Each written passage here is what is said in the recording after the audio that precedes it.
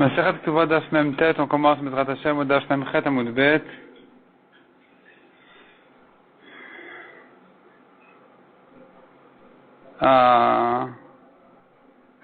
Une dizaine de lignes d'en bas.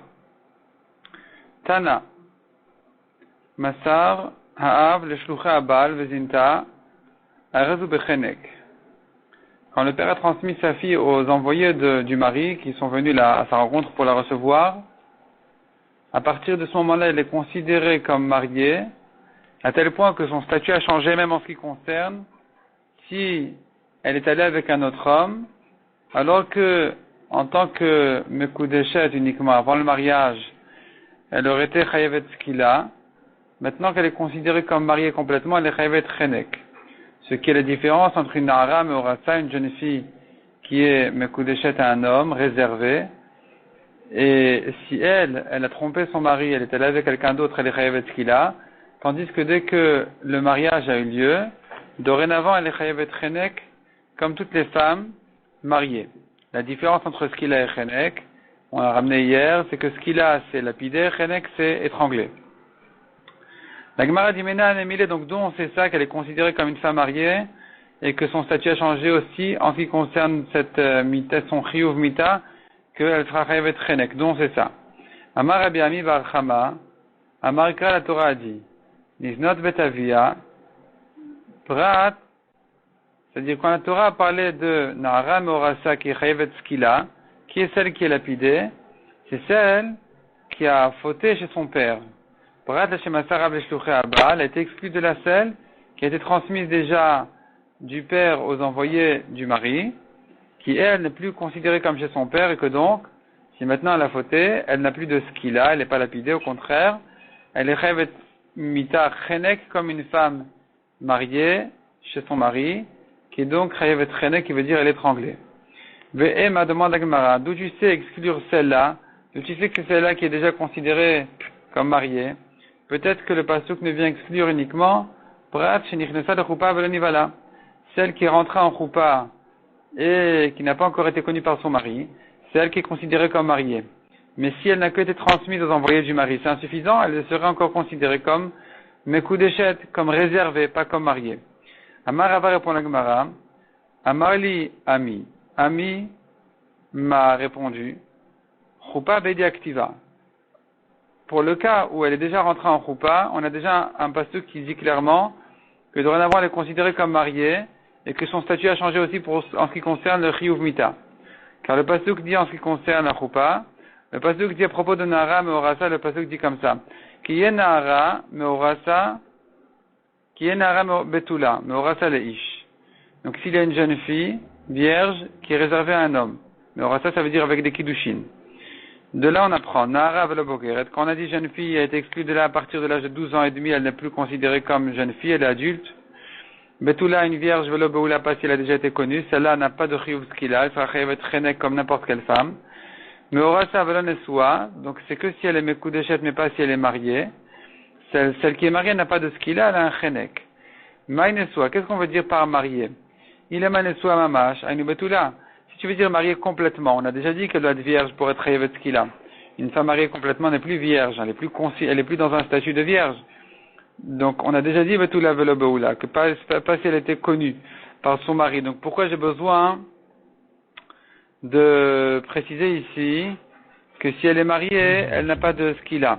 Et là, certainement ce pasuk vient de dire, dès qu'elle est mariée, non seulement si elle est rentrée vraiment chez le mari, mais même si elle était transmise en choupa, elle est venue sous la choupa, eh bien, même si elle n'est pas encore entrée chez le mari, elle n'a pas encore été connue par lui, il n'y a pas eu de rapport, elle est quand même chayevet dorénavant que chenek. Elle est sortie de son statut de Nahara Meorasa.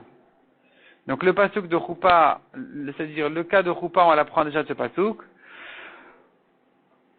Et donc le pasuk d'avant qui disait Liznot betavia est venu exclure un cas où même avant la choupa déjà on ne va plus la considérer comme chez son père, on va dire ça y est elle est chez le mari puisqu'elle a été transmise aux envoyés du mari, c'est suffisant.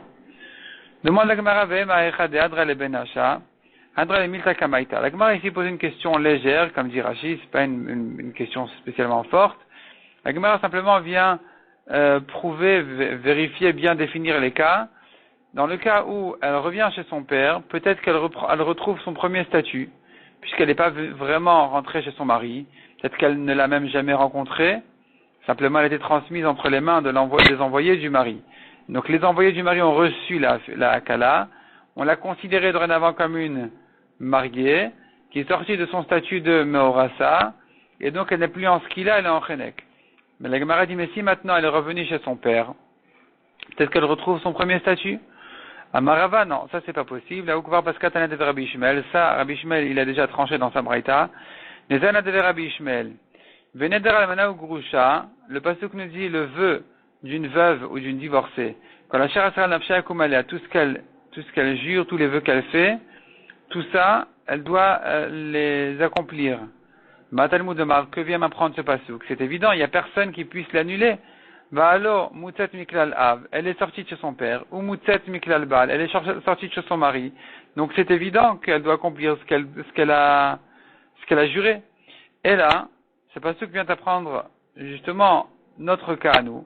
Dès que le père a donné la fille aux envoyés du mari, ou bien les envoyés du père aux envoyés du mari, et qu'elle a perdu son mari est mort en chemin où il l'a divorcée, et qu'est-ce que je vais appliquer sur cette fille-là? Quel pasuk je vais comprendre sur elle? Bet avia shelzo ou bet baala shelzo? Est-ce que je peux dire qu'elle est encore chez son père ou je peux dire qu'elle est encore chez son mari? Qui c'est qui va lui annuler ses nedarim? Et là, le Marlecha vient le pasuk t'apprend justement dès qu'elle est sortie un moment de chez son père, il ne peut plus jamais annuler ses nedarim. Donc, dans notre cas, dès qu'elle est sortie de chez son père une fois, c'est terminé. Quand elle revient, elle ne retrouve pas son premier statut.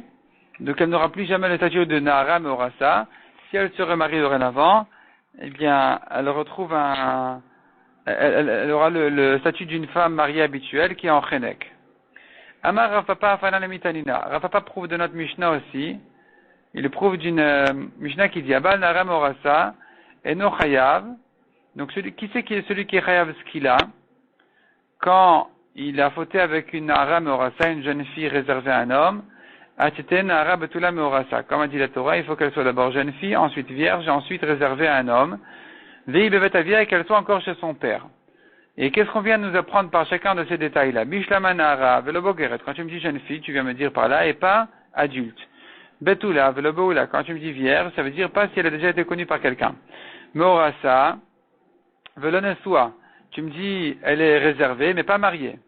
Mais Vetavia les Maotema, et qu'est-ce que tu m'ajoutes par elle est chez son père? Lave les Maoté, n'est-ce pas que ça vient exclure que dès que Massara Av les Shlouché Abba, dès qu'elle était transmise aux envoyés du mari, ça y est, elle est passée chez le mari, elle n'est plus chez son père, il n'y a plus de skila. Donc ça vient renforcer la halakha qu'on a vu en haut, qu'il n'y a pas de skila dans ce cas-là. Amarav Naran Baritrak, Af Ananamit Nina, on peut le prouver encore d'une autre Braïta qui dit, celui qui a fauté avec une femme mariée dès qu'elle est rentrée chez son mari pour le mariage, même si elle n'a pas encore été connue par son mari, celui qui a fauté avec elle, il est chayav chenek. Donc, tu vois ici, dès qu'elle est rentrée simplement chez son mari, même s'il n'y a pas eu un mariage entier encore, officiel, simplement, elle est rentrée chez son mari, ça veut dire, même si ça s'est fait que légèrement, comme dans le cas où les envoyés du mari ont reçu la femme, c'est déjà suffisant pour l'exclure de la skila de Nahara Meorasa. Shmamina, tu as une preuve pour ce qu'on a dit, que dès que donc ils l'ont reçu, les envoyés du mari, c'est fini, elle est plus en skila, elle est en chenek. Mishnah suivante. Donc la Mishnah suivante continue à traiter quelles sont les obligations et les devoirs, quels sont les engagements d'un homme vis-à-vis de ses proches. Donc, Ha'av eno chayav imzonot bito. Un homme n'a pas d'engagement vis-à-vis de sa fille de la nourrir. Il n'est pas obligé de nourrir sa fille. De son vivant, il n'a aucune obligation comme cela. Ze midrash darash Rabbi Elazar ben Azariah lifnei chachamim. Cette halakha a été enseignée par Rabbi Elazar ben Azariah devant les chachamim. Bakerem beyavne. Dans la vigne de la ville de Yavne. C'est-à-dire que quand les Chachamim étaient dans la ville de Yavne, après que le Beth Amikdash était détruit, les Chachamim se sont retrouvés à la ville de Yavne. Et ils s'asseyaient en rangée, comme une vigne qui est bien rangée. Et donc on appelait ça la vigne de Yavne. C'est-à-dire que les Talmidei Chachamim étaient assis sous forme de rangée, les uns derrière les autres. Et là-bas, Rabbi Elazar ben Azariah leur a appris cette halakha, leur a enseigné la halakha qui dit Abanim Yirshu Vabanot Izonu. On voit dans les engagements de la Ktuva qu'un homme écrit à sa femme, les fils vont hériter la Ktuva de la mère, les filles seront nourries sur les biens du père. Ma habanim enan yorshin el alachar mitatav, de même que les fils n'héritent qu'après la mort du père, afabanot en izonot el alachar mitatavien. De la même manière, les filles ne sont nourries par engagement qu'après la mort du père. Avant la mort du père, il n'a aucun engagement vis-à-vis des filles. La Gemara d'étude de la Mishnah. Bimzonot bito udeno chayav, ha bimzonot vno chayav. Un homme n'a pas d'obligation de nourrir sa fille, déduit de là qu'il a l'obligation de nourrir son fils. Bito nami, en ce qui concerne sa fille aussi, chovahu deleka mitzvaika. C'est une obligation qu'il n'a pas vis-à-vis d'elle, mais il a toujours la mitzvah de la nourrir. Manematnitin, comme qui pense notre Mishnah. Nous avons sur cette question-là, par rapport aux engagements, aux obligations d'un père vis-à-vis de son fils et de sa fille, nous avons là-dessus 3 Tanaïm. Et la Gemara dit, notre Mishnah ne pense lo Rabbi Meir, lo Rabbi Yehuda, lo Rabbi Yochanan ben Broka. Elle ne s'arrange avec aucun de ces 3 Tanaïm. Des Tanya, comme on voit dans une Braïta. La Braïta nous dit, mitzvah lazun et abanot kalvachomer labanim d'aske betorah divrei Rabbi Meir. Un homme a une mitzvah de nourrir ses filles, kalvachomer pour ses fils, qui étudie la Torah selon Rabbi Meir. Donc pas qui étudie la Torah selon Rabbi Meir, selon tout le monde les fils étudient la Torah, mais le kalvachomer il est selon Rabbi Meir qui dit, un homme a la mitzvah pour les filles, et kalvachomer pour les fils. Rabbi Yehuda Omer, mitzvah lazun et abanim ve kalvachomer labanot mishum ziluta. Rabbi Yehuda dit ça marche, le kalvachomer il est dans l'autre sens, les garçons, il a la mitzvah de les nourrir, et évidemment les filles qui, elles, ne peuvent pas se rabaisser à aller travailler, à aller ramasser d'argent et se nourrir toutes seules. Rabbi Yochanan ben Broka Omer, chova lazun et abanot leachar mitat avien. Après la mort du père, il y a une obligation vis-à-vis des filles de les nourrir sur l'héritage. Aval bechaya vien elu velu enan izonin. Mais du vivant du père, il n'y a ni mitzvah ni obligation, ni sur les garçons ni sur les filles. Il n'y a pas d'obligation, ni même de mitzvah de les nourrir. Enfin, de mitzvah, ça veut dire, une mitzvah, c'est toujours une mitzvah, c'est une bonne chose. Mais une mitzvah qui soit imposée sur lui, il n'y a pas. Manematnitin. Comme qui pense donc notre Mishnah finalement, selon la déduction qu'on a dit de la Mishnah, si un homme n'a pas l'obligation vis-à-vis de sa fille, c'est qu'il a quand même une mitzvah, et que pour son fils, il a même l'obligation. Notre Mishnah ne s'arrange avec aucun de ces Tanaïm. Rabbi Meir, Amar, Bani mitzvah. Ça va pas selon Rabbi Meir parce qu'il pense que pour les garçons, c'est une mitzvah. Or, nous, on a déduit que pour les garçons, c'est une obligation de les nourrir. Rabbi Yehuda, Amar Banim Nami mitzvah. Si tu veux comme Rabbi Yehuda, ça marche pas non plus parce que lui aussi pense que pour les garçons, ce n'est qu'une mitzvah. Et de la Mishnah, on a déduit, comme on a vu, c'est une obligation vis-à-vis des garçons.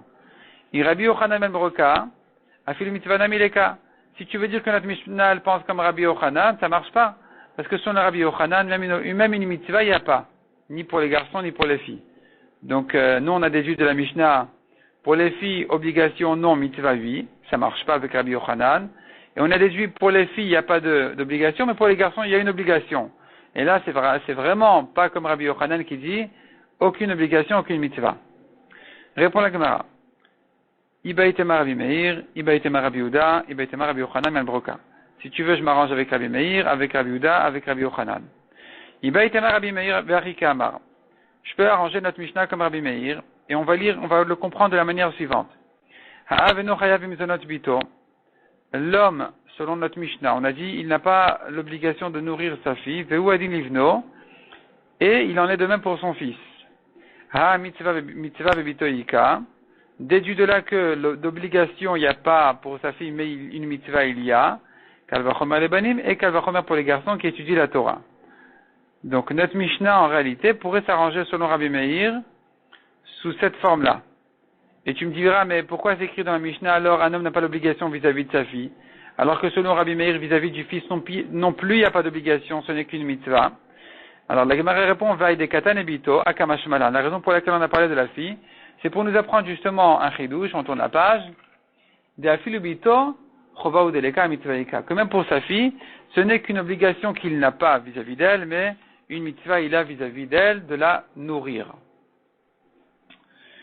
Puisque selon Rabbi Meir, on a dit qu'il est plus évident de nourrir le fils que la fille le fils qui étudie la Torah plus que la fille. Donc justement, la Mishnah préférait parler de la fille pour te dire, sache que même la fille, ce n'est qu'une obligation qu'il n'a pas vis-à-vis d'elle, mais le mitzvah il y a. On continue dans la Gemara. On pourrait lire notre Mishnah selon Rabbi Yehuda de la manière suivante. Un homme n'a pas d'obligation pour sa fille et évidemment pour son fils, puisque selon Rabbi Yehuda, il est plus évident de nourrir la fille que le fils, et donc, puisque la fille c'est rabaissant pour elle, c'est difficile pour elle de se débrouiller, donc notre Mishnah qui a parlé de la fille, c'est pour te dire, même la fille n'a pas d'obligation, évidemment le fils. Mitzvah, bivnoika. Déduit de notre Mishnah que une obligation il n'a pas vis-à-vis de sa fille et Kalvachomer son fils, mais une mitzvah il a, même vis-à-vis de son fils, et Kalvachomer pour sa fille. Et pourquoi on parle dans la Mishnah de la fille, puisque finalement il n'y a pas de différence? Akamash Malan, c'est pour t'apprendre le chidouche.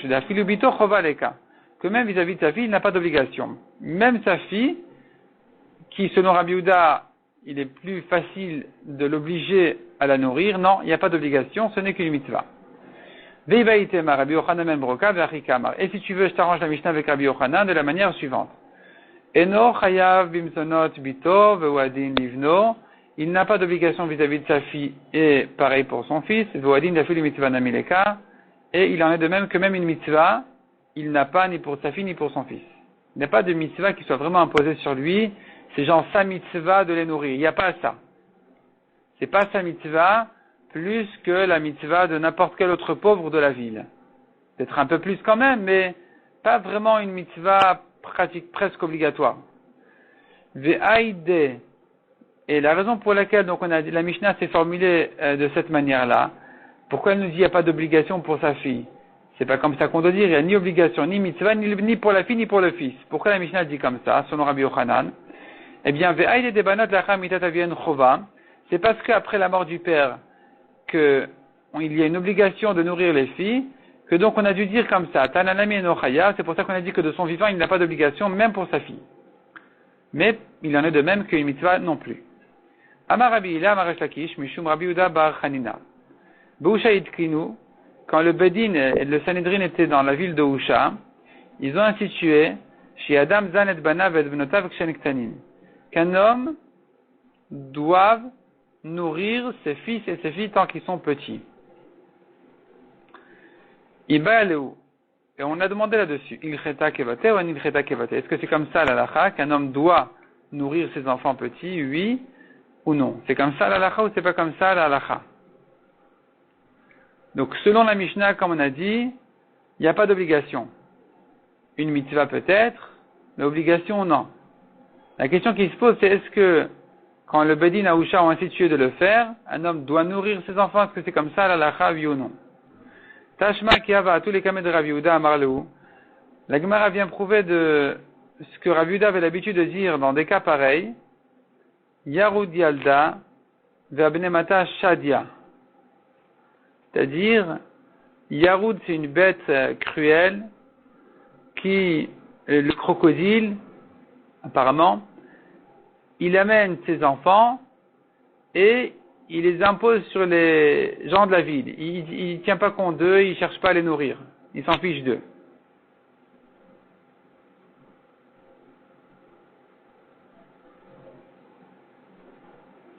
Qui a tous les kameh de Rav Chizda à Marleu. Quand il venait chez Rav Chizda, dans des cas pareils où un homme ne voulait pas nourrir ses enfants, donc on a dit pour Rav Yehuda, il disait cette expression-là de Yarud Yalda, cette bête-là, c'est pas sûr que c'est le crocodile, apparemment plutôt il est sur la terre. En tout cas, c'est une bête sauvage, cruelle, qui ne tient pas compte de ses enfants, qui ne pense pas à les nourrir. Et donc lui, Rav Yehuda, quand on lui disait voilà un tel ne veut pas nourrir ses enfants, il disait oui, il est comme cette bête-là qui jette ses enfants, abandonne ses enfants à la pitié de la communauté. Et quand on venait chez Rav Chizda à Marleu, il leur disait Kafoule asita betibura, retournez le pot du pilon dans le Betsibura en public, Velekum Velema, et qu'ils se tiennent dessus et qu'ils disent Urva Baebne, le corbeau veut des enfants, Vaugavra lo Baebne, et cet homme-là ne veut pas d'enfants. Il ne tient pas compte d'eux. Donc c'est une manière un peu de le forcer à les nourrir, mais c'est pas vraiment une obligation. Demande à Gemara, Ve'urva Baebne, est-ce que le corbeau il veut des enfants? Il cherche ses petits, active. Pourtant le pasuk dit Livno Rev Sharikraou. Au petit du corbeau, Akadosh Baruch Hu, il les nourrit, il nourrit les petits du corbeau qui l'appellent. Donc tu vois que les petits du corbeau, ils appellent Hachem parce qu'ils ne sont pas nourris par leurs parents. Donc pourquoi est-ce que celui-là, il dirait le corbeau veut des petits et lui non? Répond la Gemara le Kasha Bechivra Bouch, mais ça dépend quand ils sont blancs ou noirs. Quand ils sont blancs, le corbeau ne reconnaît pas son petit parce qu'il n'est pas de sa couleur, donc il pense pas à lui, il cherche pas à le nourrir. Quand ensuite il noircit, il grandit un peu, il noircit, alors il commence à l'aimer les parents et à s'occuper de lui. Donc le pasteur qui dit Akadosh Baruch Hu nourrit les petits du corbeau, qu'il appelle, il parle des tout petits qui ne sont pas encore reconnus par les enfants. Il les déteste les enfants encore, les parents, qui ne sont pas encore reconnus par leurs parents. Et donc eux, Akadosh Baruch Hu, il les nourrit. Eux, ils crient, ils appellent Hachem, et Akadosh Baruch Hu, il les nourrit. Quand ils grandissent un peu, là, c'est sur ça qu'on a dit le corbeau, il veut ses petits, mais cet homme-là ne les veut pas. Qui a-t-il de Rabat? Troisième histoire, quand on venait chez Rabat, Amarle, quelqu'un qui voulait pas nourrir ses enfants, Rabat lui disait, est-ce que tu veux vraiment que tes enfants soient nourris de la tzedaka? Vela Maran, elle a de l'ami. La Gemara dit, quand est-ce qu'on ne peut pas le forcer à les nourrir? On essaye un petit peu de lui mettre de la pression, mais sans vraiment l'obliger à le faire, c'est que si le père n'est pas riche. Aval Amid Kafinana al Koche, mais si le père est riche, il a les moyens, on l'oblige, on le force à nourrir ses enfants. Qui a des rabbins, comme Rava qui kafié le Rav Natan Barami, ve'asik mine arba me'azouzel et tzedaka. Rava a forcé Rav Natan Barami et a sorti de lui 400 zouz pour la tzedaka qui était une grosse somme.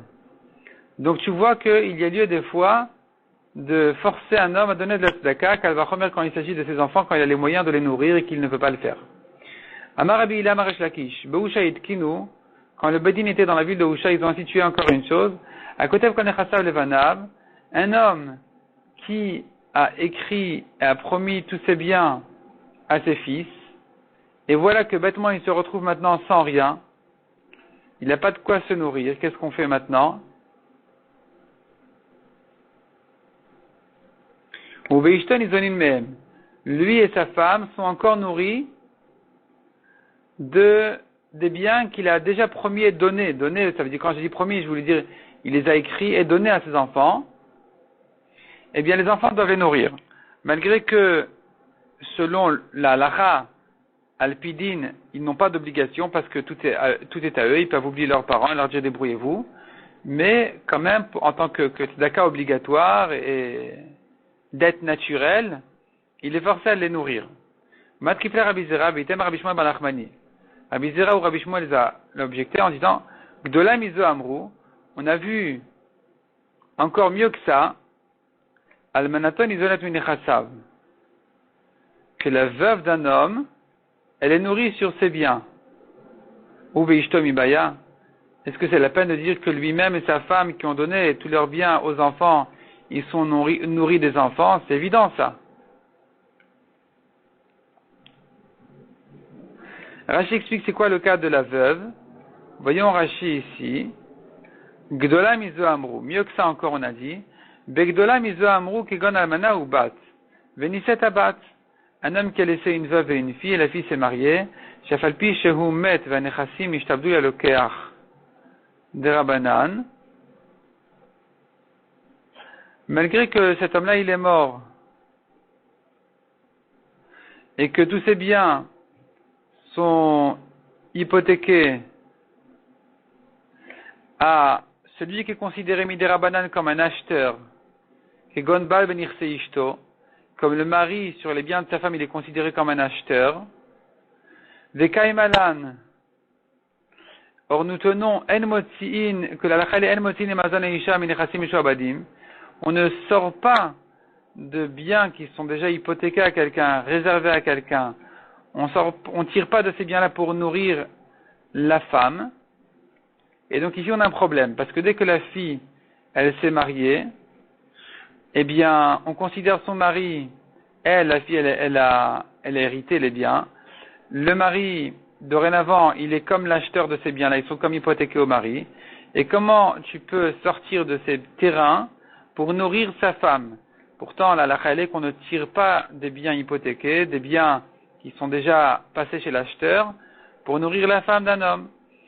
Afilu achid zirashi malgré tout, echadelek alemecha shetikuna olam, kegon kia elokeach, quand il n'y a pas lieu de craindre une takana, la réparation du monde, comme dans ce cas-là, où cet acheteur-là n'a pas investi de l'argent sur ses terrains, ce n'est qu'un héritage de celui de sa femme. Chez l'autre Timaot. Donc ici, c'est pas un acheteur qui a dit, mais j'ai payé ce terrain, comment vous me prenez de ce terrain-là pour nourrir la femme? Donc ça, effectivement, ce sera un problème, mais dans le cas du mari, il n'y a pas ça. Et donc, Shaviou Rabanan Kiyoresh, les Chachamim l'ont considéré ici, le mari, non pas comme l'acheteur, mais comme un héritier. Ve'amre, et donc ils ont dit, Tizon Almana Minirse Bala, que la veuve, elle est nourrie des biens de son mari. Donc tu vois que même ici, les Chachamim ont recherché à aider la veuve pour qu'elle soit nourrie, malgré que ça va un peu contre les règles habituelles. Ou veishtom ibaya, évidemment que dans le cas où un homme a donné tous ses biens à ses enfants de son vivant, bêtement, il s'est retrouvé sans rien, évidemment que ici le Bedin va obliger les enfants de le nourrir. Les shalach havin bigarte. La Gemara, donc, elle ramène notre cas qu'on vient de voir dans le cas de la veuve. Mishemet veniach almana ubat, celui qui est mort et qui a laissé donc une veuve et une fille, la fille hérite. Almanaton izonet minichasav, malgré tout la veuve est nourrie de ses biens. Niset abat, même si la fille s'est mariée, almanaton izonet minichasav, la veuve continue à se nourrir de ses biens. Meta abat, qu'est-ce qu'on fait si maintenant la fille est morte? Amar Rabbi Yehuda ben achoto shel Rabbi Yossi bar Chanina. Donc Rabbi Yehuda, le neveu de Rabbi Yossi bar Chanina, a dit Avamaase, cette histoire-là, cette question-là s'est posée devant moi. Ve'amru, et on a dit dessus, ils ont dit dessus les Chachamim, almanaton nizonet minichasav. Malgré que la fille est morte et que son mari l'a hérité, la veuve, la première veuve, continue à se nourrir de ses biens. Ou veishtom ibaya, donc elle va remarquer que lui-même, comme on a dit, et sa femme sont nourris des biens qu'ils ont donnés aux enfants.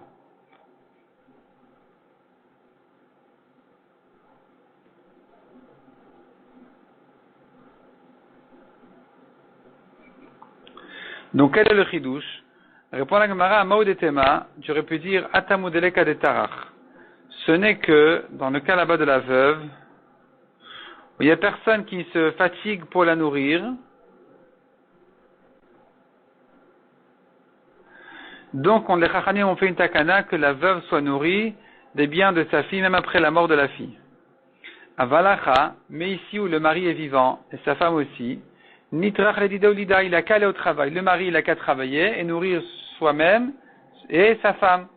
Kamashmala, le chidouche, il est de dire que non, malgré que ici il y a quelqu'un qui puisse s'occuper de la parnassa de ce foyer, malgré tout, les Chachamim ont dit, les enfants qui ont reçu les biens des parents doivent les nourrir. Ibayaléou, il cheta kevate ou la-t-il cheta kevate? Est-ce que la halakha c'est comme ça ou pas? Tashma de Rabbi Chanina ve Rabbi Yonatan et Boukaime. La Gemara raconte donc là-dessus l'histoire de Rabbi Chanina et Rabbi Yonatan qui se tenaient quelque part, et ils étaient quelque part, Ata ou Gavra, Gachin venashke de Rabbi Yonatan à Karé. Est venu un homme et il s'est penché, il a embrassé Rabbi Yonatan sur ses pieds. Amar le Rabbi Chanina Maïhaï. Rabbi Chanina lui a demandé à Rabbi Yonatan, c'est quoi ça? Qu'est-ce qu'il veut? Amar lui a répondu, Kotev nechasav devanavu. Cet homme-là avait donné tous ses biens à ses enfants de son vivant. Ve'asitinu lizne. Ve'asitinu, j'ai forcé les enfants, les années de nourrir le père. I amrat bishlama. Et l'Egma maintenant dit, si tu dis, lav, dina, c'était pas comme ça le din, obligatoire que les enfants doivent nourrir le père, Mishumachi Asinu. C'est pour cela qu'il y a eu besoin de leur mettre de la pression pour les convaincre de nourrir leur père.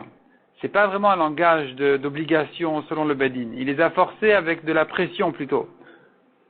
Et la Iamrat Dina, mais si tu dis c'est une obligation selon la halacha, Asayin ou Bae, est-ce qu'il a besoin de leur mettre de la pression? Ils doivent appliquer la halacha telle quelle. C'est comme ça la halacha et ils sont obligés d'écouter. Il n'y a pas besoin ici de mettre de la pression, de les convaincre, de leur expliquer, de les forcer par les mots de nourrir leur père.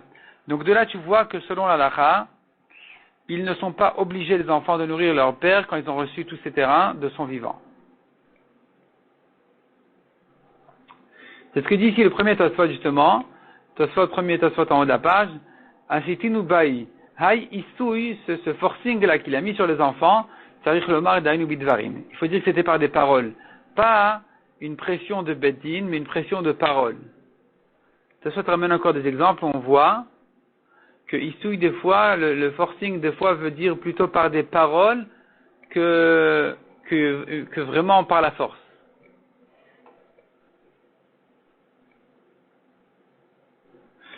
Et donc l'exemple qui ramène Kaoud el Kaman, une Gemara plus loin qui dit Ma'alai didi ainu isui. Donc tu vois là-bas que isui c'est dans un contexte qui est une pression de parole. Ve'ash atishapir. Maintenant on va bien comprendre. Damar asitin ubai. On a dit est-ce qu'il a besoin de leur mettre de la pression de imminadin haya, car si c'était minadin qu'ils étaient obligés les enfants de nourrir le père, mehaya lo leasotam bidvarim. Qu'est-ce qu'il avait à leur mettre de la pression par des mots, ayalo lalkotam ou les kufam achiazun woto. Il aurait dû les frapper et les obliger qu'ils nourrissent le père. Donc ici, du fait que la Gemara a dit, du fait que la Gemara a prouvé de là, que c'était pas vraiment obligatoire selon la halakha, tu comprends que le forcing qu'il a mis sur eux, c'était de la pression par des mots et pas par des coups. Vechen piresh Rabbenutam, ainsi expliqué Rabbenutam. Umi ou matinu isui shelabidvarim, ça se dit que d'ailleurs, cependant, nous trouvons cette expression de isouï dans la Gemara qui n'est pas par des mots, mais mais par la force, kegon en me'asin el alepsulot. Là-bas, il s'agit de quelqu'un qui s'est marié avec une femme interdite, et que là-bas vraiment on le force, non pas uniquement par des mots, mais même par des coups, de la sortir. Une femme interdite, le Bedin va le forcer à la sortir. Donc tu vois que me'asin de là-bas, c'est vraiment forcé par des coups. Ici, cependant, dit Tosfot, on est obligé de comprendre dans la Gemara qu'il s'agit d'un forcing par des mots et non pas par des coups.